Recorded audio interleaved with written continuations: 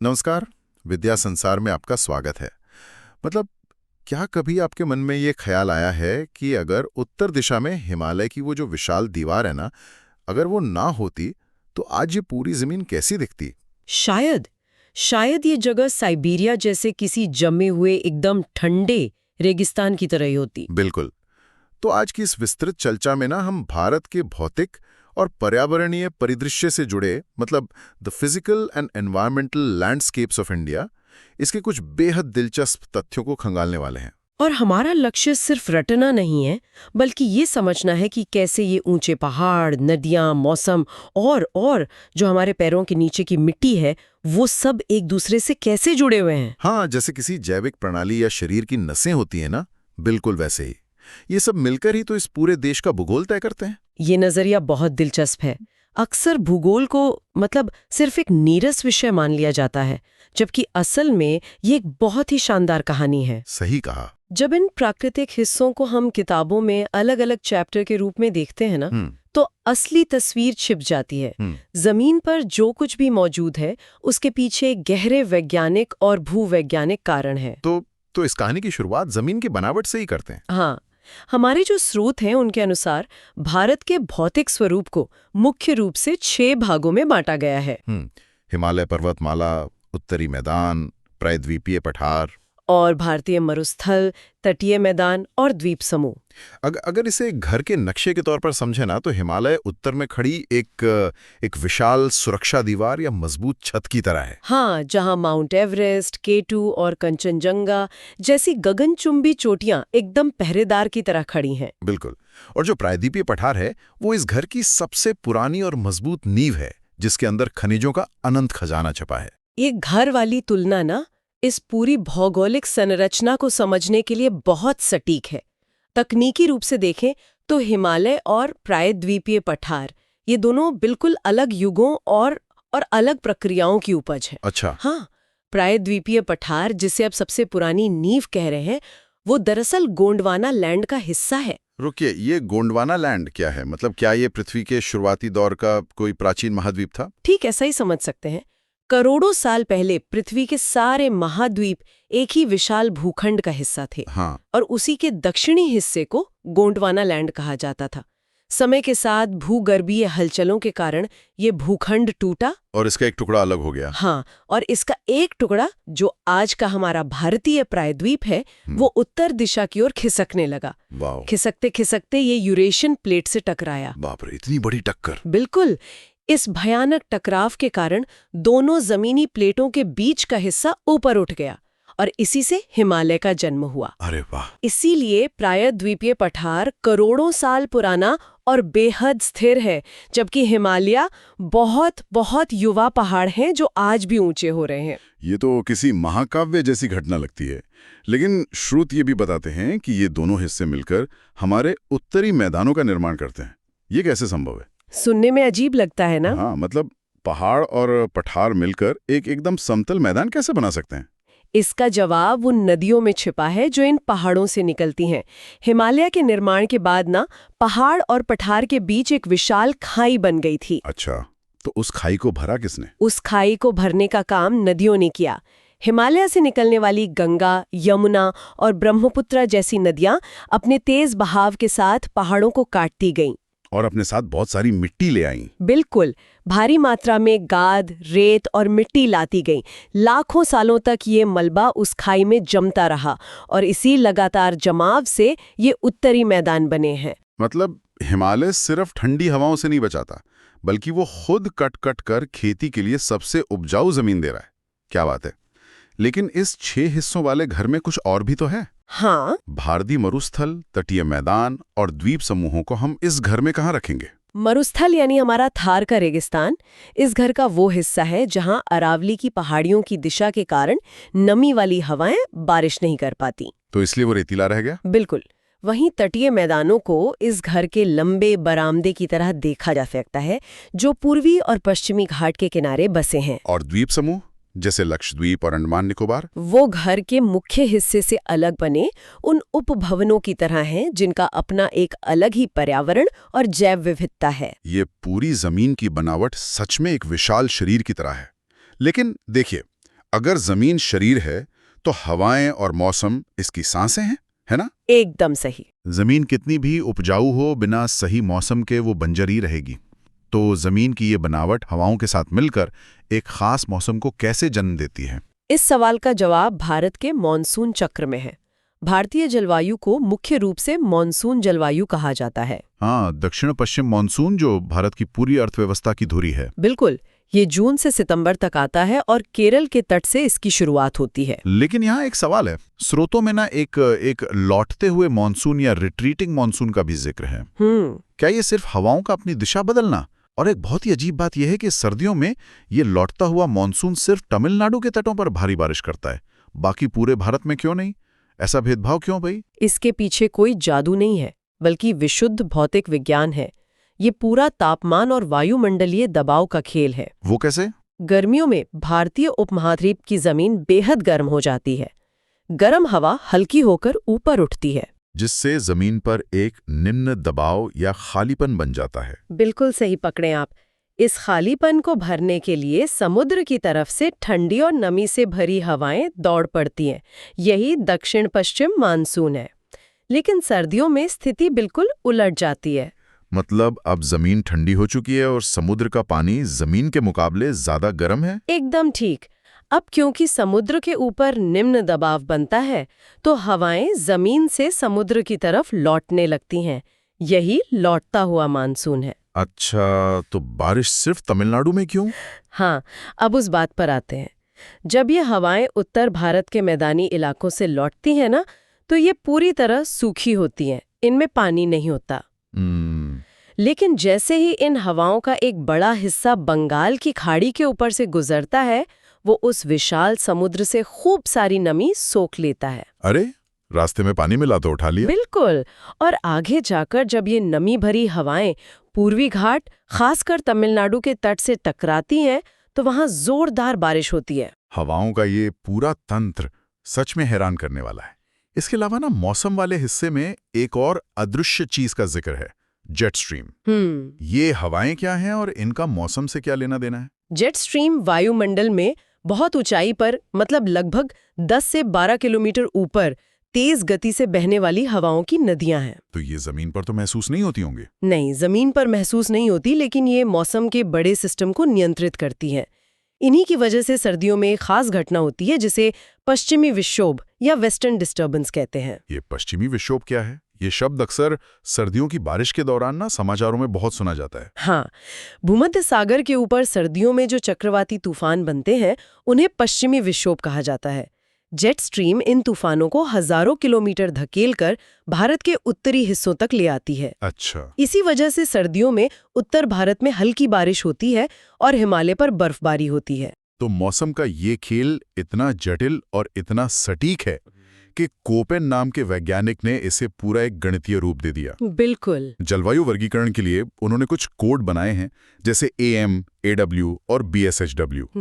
जो लोग भूगोल को गहराई से पढ़ते हैं ना, उनके लिए ये कोड किसी गुप्त भाषा की तरह होते हैं। वो गुप्त भाषा दरअसल बहुत तार्किक है। कैसे? कोपेन ने भारत की विशालता को समझा और तापमान व बारिश के आधार पर क्षेत्रों को बांटा। उदाहरण के लिए AM का मतलब है मानसूनी जलवायु, जहां एक छोटा सूखा मौसम भी होता है। ये आपको पश्चिमी तट पर देखने को मिलेगा। और AW का मतलब है सवाना जैसी जलवायु, जहां सर्दियां सूखी होती हैं, जो प्रायद्वीपीय पठार के बड़े हिस्से में है। और जिस BSHW कोड का जिक्र किया गया, वो शायद अर्धशुष्क जलवायु को दर्शाता है। हाँ, जैसे राजस्थान और गुजरात के कुछ हिस्से जहां बारिश बहुत कम होती है। इन सब बातों से एक चीज साफ होती है कि मौसम का ये चक्र सिर्फ आसमान तक सीमित नहीं है। ये जमीन पर गिरकर ना मिट्टी और जंगलों का चरित्र भी तय करता है। बिल्कुल। अगर मैं कहूं कि मिट्टी और मौसम की ये जुगलबंदी ही भारत की हरियाली का असली कारण है, तो गलत नहीं होगा। स्रोतों में मिट्टी के कई प्रकार बताए गए हैं। जलोढ़ मिट्टी जो सबसे बड़े क्षेत्र में है, काली मिट्टी जिसे रेगुर भी कहते हैं, और लाल तथा पीली मिट्टी।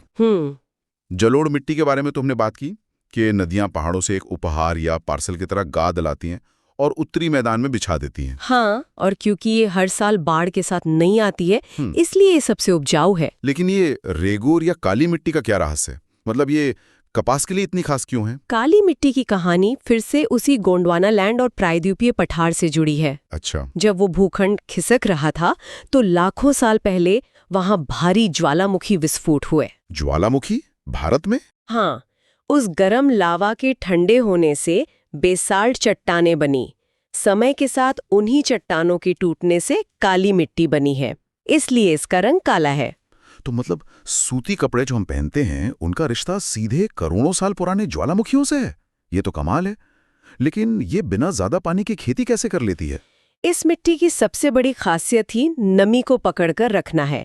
जब बारिश होती है तो ये मिट्टी एकदम चिपचिपी हो जाती है और पानी सोख लेती है। और जब सूखा पड़ता है तब इसमें गहरी दरारें पड़ जाती हैं, जैसे मिट्टी खुद हल चला रही हो। इन दरारों से हवा अंदर तक जाती है। अरे वाह। कपास के पौधे को बढ़ने के लिए नमी चाहिए होती है और ये मिट्टी बिना ज्यादा सिंचाई के उसे वो नमी लंबे समय तक देती रहती है। ये प्रकृति का अपना एक अद्भुत तंत्र है। और नोट्स में लाल और पीली मिट्टी का भी जिक्र है। ये रंग बदलने का क्या विज्ञान है? लाल मिट्टी का निर्माण उन पुरानी रवेदार चट्टानों से हुआ है जिनमें लोहे का अंश बहुत ज्यादा होता है। तो लोहे की वजह से लाल रंग? बिल्कुल। जब इस लोहे का फैलाव होता है तो मिट्टी का रंग लाल हो जाता है। लेकिन दिलचस्प बात यह है कि जब यही लाल मिट्टी बहुत सारा पानी सोख लेती है तो इसका रंग पीला दिखने लगता है। मिट्टी की अपनी एक अलग ही रसायन विज्ञान है। अब अगर हम इस मिट्टी पर उगने वाले जंगलों की बात करें तो भारत में उष्णकटिबंधीय सदाबहार वन, पर्णपाती वन और मैंग्रोव वन पाए जाते हैं। मुझे ये समझना है कि पर्णपाती वन यानी जो पतझड़ वाले जंगल हैं वो भारत में सबसे ज्यादा क्यों पाए जाते हैं? इसका सीधा संबंध हमारे मानसून चक्र से है। वो कैसे? सदाबहार वन वहां होते हैं जहां साल भर भारी बारिश होती है, लेकिन भारत के ज्यादातर हिस्से में बारिश सिर्फ कुछ महीने होती है और बाकी समय सूखा रहता है। तो पेड़ खुद को उस हिसाब से ढाल लेते हैं। हाँ, पेड़ पौधे बहुत बुद्धिमान होते हैं। पत्तियों के जरिए पेड़ों का पानी भाप बनकर उड़ता रहता है। जब जमीन में पानी की कमी होती है तो अपनी जान बचाने के लिए ये पेड़ एक साथ अपने सारे पत्ते गिरा देते हैं। क्या बात है।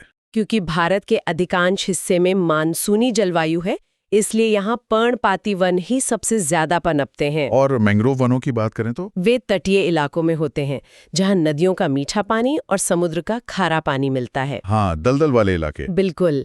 खारे पानी और दलदल में जिंदा रहने के लिए उनकी जड़ें जमीन से बाहर निकली होती हैं ताकि वे सांस ले सकें। इसका मतलब है कि पेड़ पौधों ने भारत के भूगोल के साथ पूरी तरह से समझौता कर लिया है।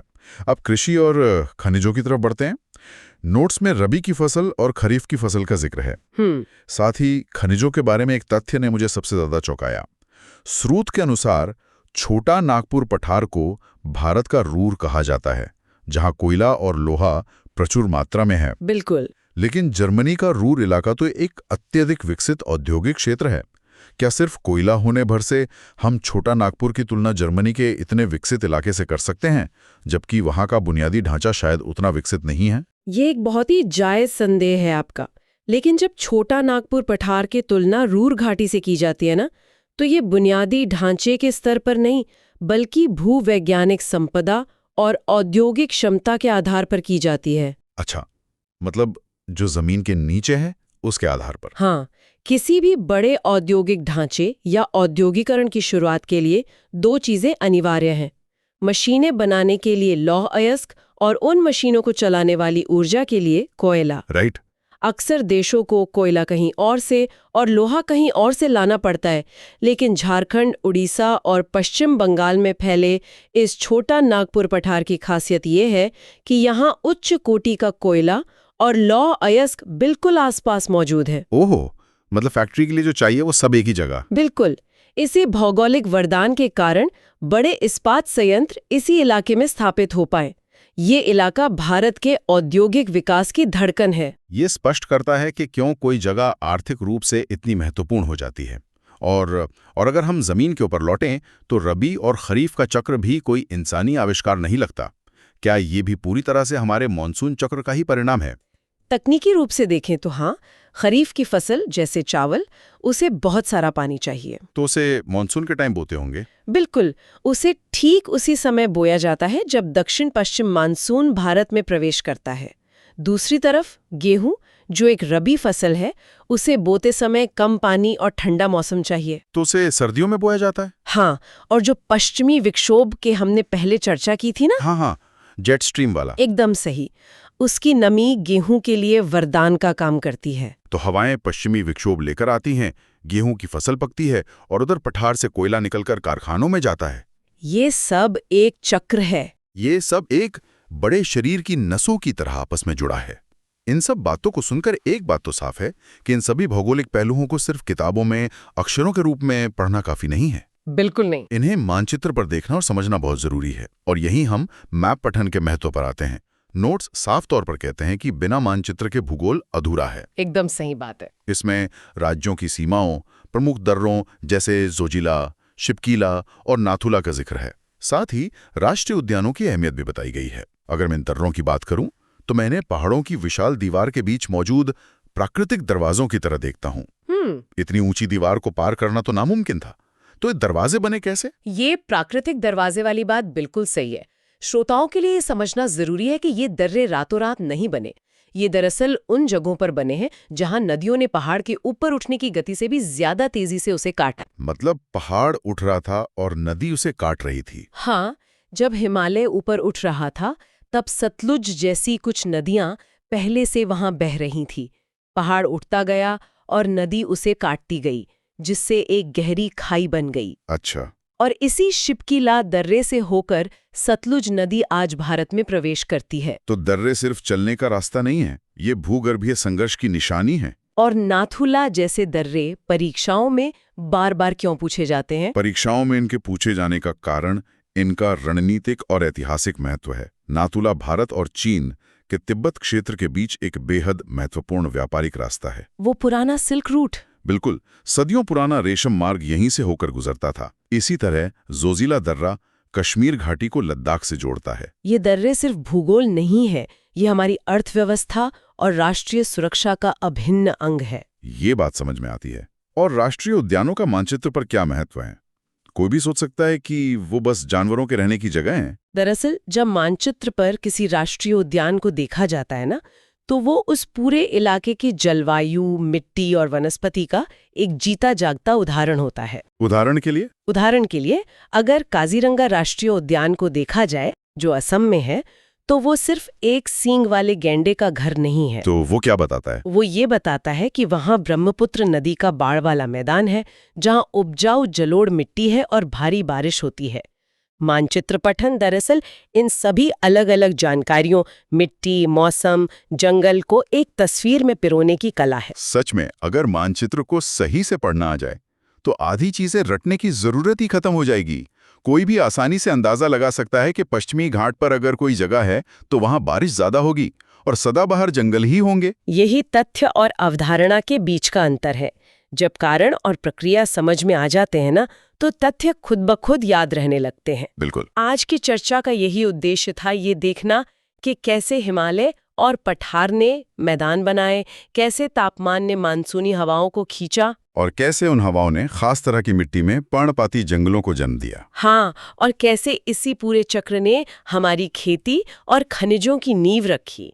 ये पूरा एक जीवन चक्र है। ये पूरा तंत्र किसी चमत्कार से कम नहीं लगता। खैर, चर्चा को समाप्त करने से पहले मैं स्रोत में दी गई जानकारी और हमारे आज के विश्लेषण के आधार पर ना एक विचार सभी के लिए छोड़ना चाहता हूँ। बिल्कुल, बताइए।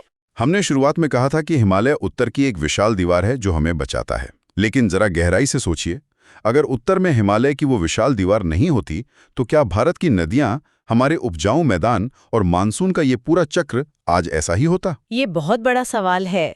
या भारत का नक्शा कुछ और ही कहानी कह रहा होता? शायद मानसून की हवाएं बिना किसी रुकावट के मध्य एशिया की तरफ निकल जाती और भारत एक सूखा रेगिस्तान होता। बिल्कुल संभव है। वो कमेंट में जरूर बताएं।